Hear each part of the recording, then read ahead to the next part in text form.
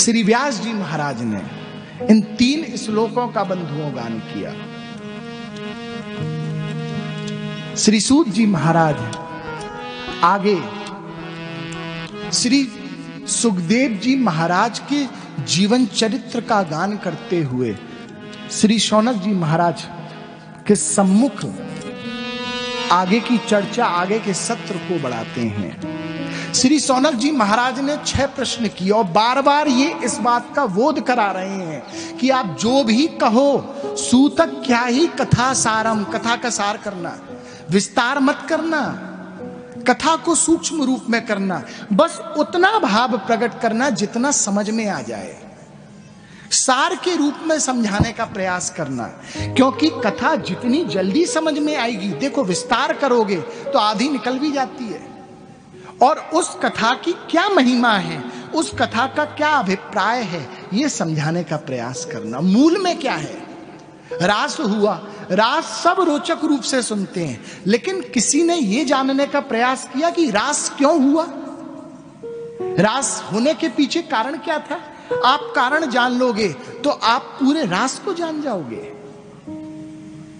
24 अवतारों का वर्णन हुआ यहां पर। श्री सूत जी महाराज ने 24 अवतारों का वर्णन किया।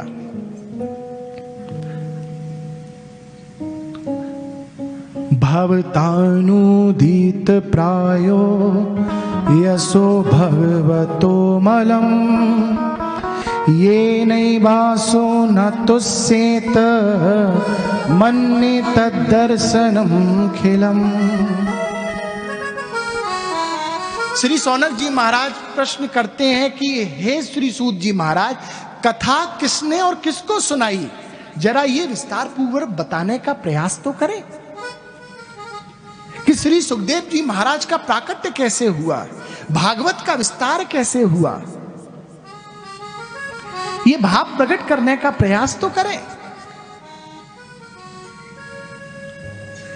तो श्री सूत जी महाराज कहते हैं कि एक समय श्री व्यास जी महाराज सरस्वती नदी के तट पर विराजमान थे। ध्यान से सुनना बंधुओं, भागवत का संबंध त्रिवेणी से है।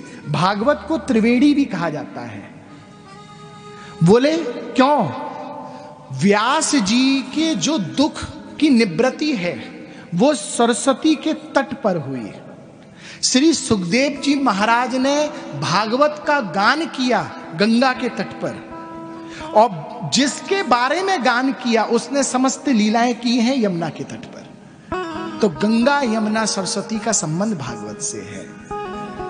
देखो, एक होता है आत्मक कूलक प्लावनी धारा और एक होता है दूरक कूलक प्लावनी धारा।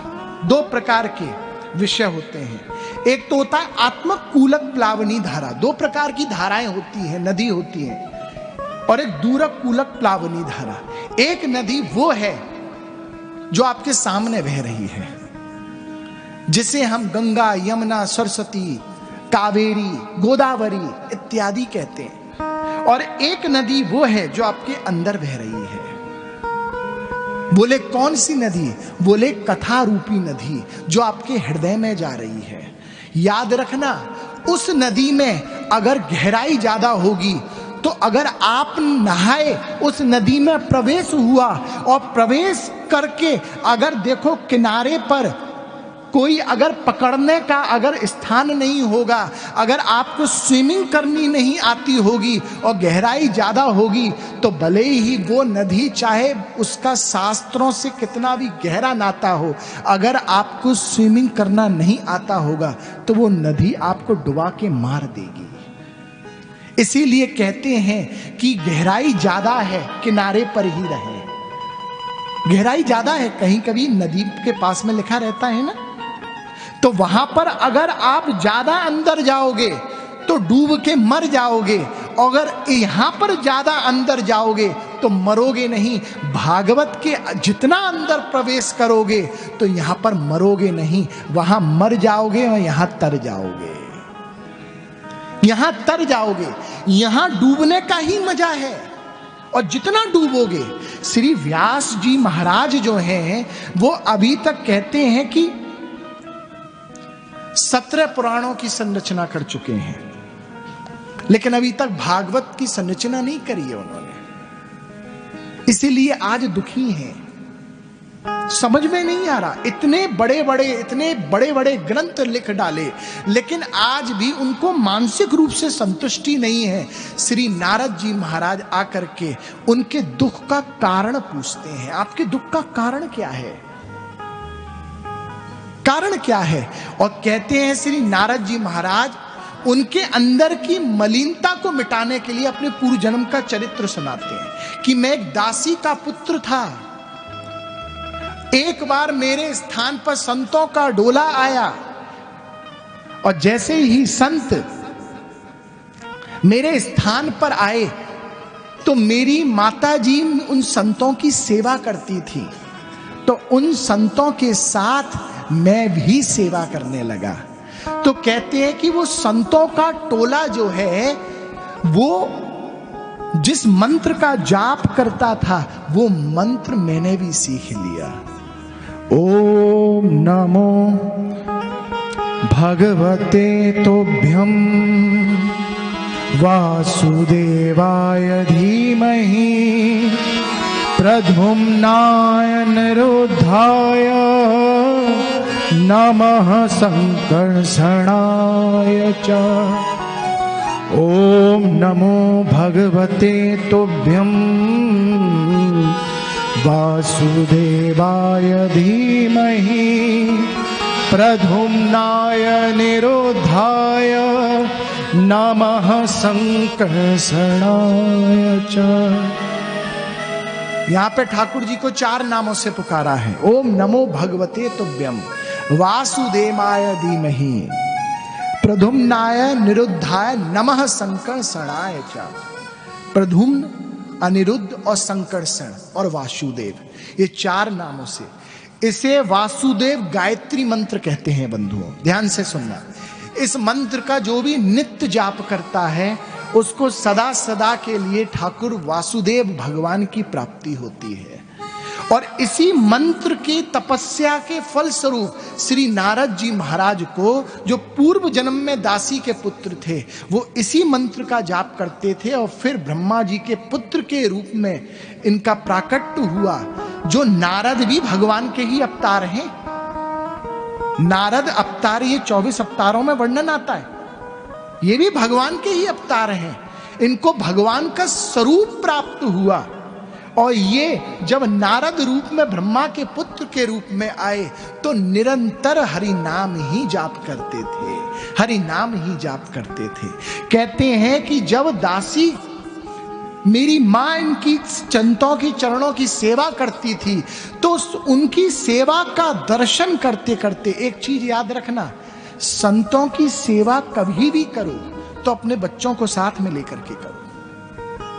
आप शास्त्र जब भी पढ़ो अपने बच्चों को पास में बैठा करके करो। संग का प्रभाव बहुत पड़ता है जीवन में, हमेशा याद रखना।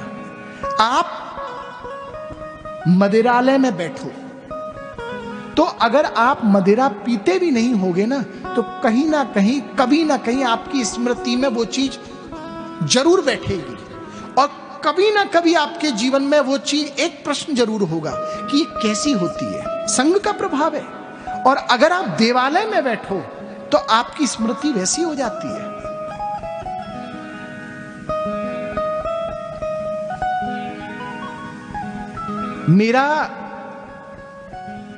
मैंने कल राधिका साउंड पुनीत जी को फोन किया। प्रसंग कोई ऐसा नहीं है लेकिन एक स्मृति में आ गया तो उसका इस प्रसंग से एक हल्का सा मुझे संबंध लगा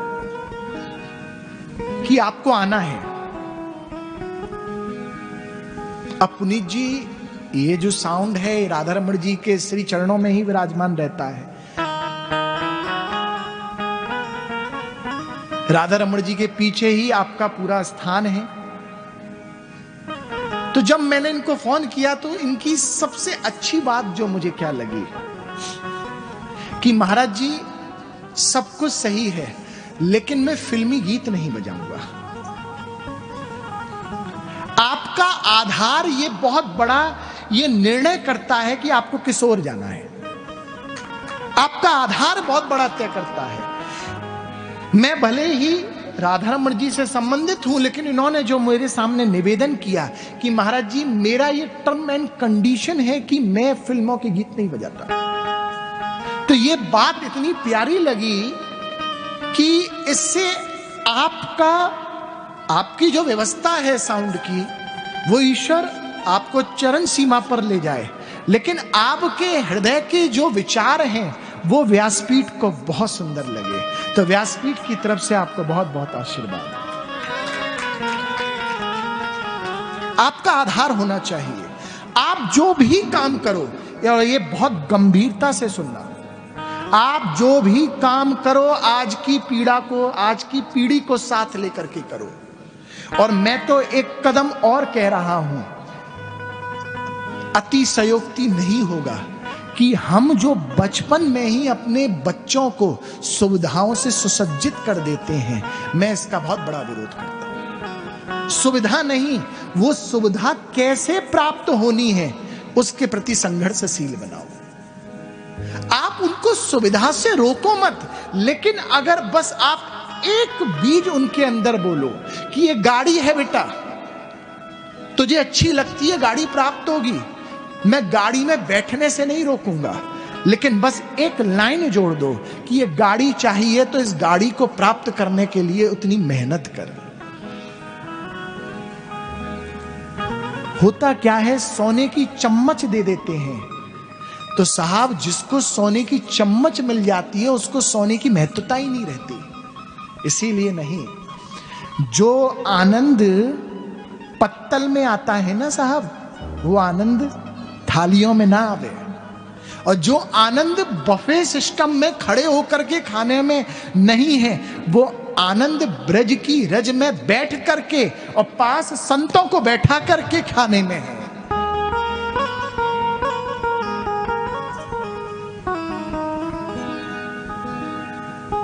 आप फील करना, आप कभी भी बड़ी बड़ी पार्टियों में जाना, आप खुद ही अनुभव करना। आप बड़ी बड़ी पार्टियों में जाकर के नाना प्रकार के बफे सिस्टम में जो कितनी सब्जियां होती हैं, नाना प्रकार की, आप महाराज इतनी सब्जियां होती हैं, व्यक्ति लेता सब है लेकिन खाता एक से। ये अलग प्रकार को फैशन है साहब, खावे एक से लेगो सब, और अंत में वो थाली में खिचड़ी बन जावे, और ऊपर से कैमरामैन उस खिचड़ी की फोटो ले ले तो महाराज और शर्म आए। तो बड़ी विचित्र विडंबना है। अब शादी में एक तो अब कभी कभी व्यक्ति क्या करता है कि जैसे ही कैमरामैन आता है तो तरीके से तुरंत चम्मच थाली में रखी थी, चम्मच उठा ली और बहुत तरीके से कि फोटो आएगी, और जैसे ही कैमरामैन ने कैमरा हटाया नहीं, चम्मच साइड में, फिर अपने देसी भेष में। काफी लोग हैं ऐसे। और मैं निश्चित कह रहा हूं, आप कभी ब्रज में आप कुछ मत खाओ। जहां पर साधुओं का जो प्रसाद होता है, भंडारे होते हैं ना, बस आप पूरी के संग गड्ढे की सब्जी खा लो। आपने अगर पूरी के साथ ब्रज की उस हलवाई ब्रजवासियों के बनी हुई गड्ढे की सब्जी खा ली महाराज, तो आप ब्रजवासी के द्वारा, हमारे ब्रज के जो हलवाई हैं, ब्रज के जो संतों, नित्य संतों के चरणों की सेवा में लगे रहते हैं, उनके द्वारा बनी हुई अगर आपने गड्ढे की सब्जी खा ली तो आप समस्त सब्जियों को भूल जाओ। इसीलिए मेरा निवेदन है, आप अगर देखो, गुरु आपने बनाए हैं, लेकिन गुरु की जब सेवा करो तो अपनी जितनी भी पीढ़ियां हैं साथ में लेकर के करो। और ये एक दिन में एक भले ही 5 मिनट क्यों ना हो, वो 5 मिनट आप पूर्ण रूप से बच्चों को दो। हमारे जीवन में इतनी व्यस्तता हो गई है कि हम सब कुछ कर रहे हैं, लेकिन जिसके लिए कर रहे हैं उसको ही समय नहीं दे पाते। आपसे मैं प्रश्न करूं, आप जो लाखों करोड़ों रुपए रोज सुबह 10 बजे आप घर से निकल जाते हैं, और घर से निकल करके आप जो पैसा मारो परमेश्वर ने, मुझे एक एक पंक्ति याद आ गई, पैसा मारो परमेश्वर ने और पत्नी मारी गुरु, पुत्र मारो सालेग्राम तो पूजा का की करूं। आज की ये भावना जो है वो बहुत परिवर्तन हो गई है। आप कुछ भी कर रहे हो, आप घर से 10 बजे आप बाहर निकल रहे हो, आप पैसे को कमाने के लिए, बोले किसके लिए? परिवार के लिए। आप इतना कमा करके लाते हो, पैसे देते हो, तो पैसा ही मत दो, अपने आप का समय भी दो, अपना समय भी दो बंधुओं। याद रखना, पैसा सब कुछ नहीं होता। अगर मैं आपको चांद पर पहुंचा दूं और अथात संपत्ति दे दूं, तो एक बात, एक प्रश्न का उत्तर दो, चांद पर कोई नहीं है, तो आप उस पैसे का वहां पे करोगे क्या? बांटने वाला भी तो कोई होना चाहिए। आप अपने जीवन में पूरे 24 घंटे में कुछ समय पत्नी को दो, तो कुछ समय अपने माँ बाप को दो, तो कुछ समय शिक्षित करने के लिए अपने बच्चों को दो। स्वतंत्रता हमें 1947 में प्राप्त हो गई थी, तब तक तो ठीक था, लेकिन आज हम स्वतंत्र होने के साथ स्वच्छंद भी हो गए हैं। ये ठीक नहीं है। स्वतंत्रता ठीक है, ये हमारा अधिकार है, लेकिन स्वच्छंद नहीं होना चाहिए। याद रखना, स्वतंत्र रूप से गंगा बह रही है, ये उसके स्वतंत्रता का प्रतीक है, लेकिन जब गंगा भी स्वच्छंद हो जाती है ना, तो वो भी अपनी सीमा को लांग देती है, और जब गंगा अपनी सीमा को लांग देती है, तो वही प्रलय होता है जो केदारनाथ और बद्रीनाथ में हुआ। उस समय हमारे अंदर उसके प्रति मां का भाव नहीं रहता। बोले भाव कब तक है? जब तक गंगा स्वतंत्र है, और जब गंगा स्वच्छंद हो गई, तो वो जो गंगा तारती है, वो गंगा मारने पर आतुर हो जाती है। जीवन में अगर आप स्वच्छंद हो गए, तो समझ लेना उस पल के अगले ही पल से आपका पतन प्रारंभ हो गया। इसलिए अपनी मर्यादाओं का ख्याल रखो, और जीवन में बहुत आवश्यक है कि आप जो भी करो। और एक चीज और निवेदन करना चाहूंगा, आप अपने संतानों को जो भी शिक्षित करो, वो बोल के नहीं, वो करके दिखाओ। बहुत बड़ा अंतर आ जाता है। आप मेरा निवेदन स्वीकारिएगा।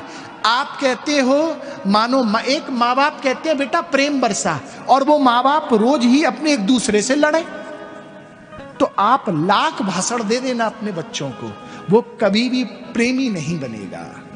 और अगर आपको बच्चों को प्रेमी बनाना है, तो आप बोलो मत, सिर्फ उसको करके दिखाओ। क्योंकि आज की जनता बोलने से नहीं, करने पर बिलीव करती है। आज की जो यूथ है, आप करके दिखाओगे तो वो अपने आप, आपको बोलना नहीं पड़ेगा, वो उस दिशा में अपने आप चलने लगेगी, अपने आप चलने लगेगी, आपको बोलना नहीं पड़ेगा।